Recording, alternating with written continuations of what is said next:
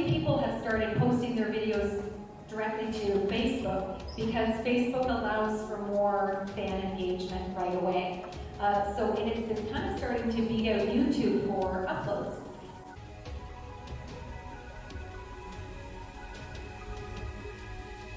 Because I people ended partnering. So you two are kind of serve the same industry.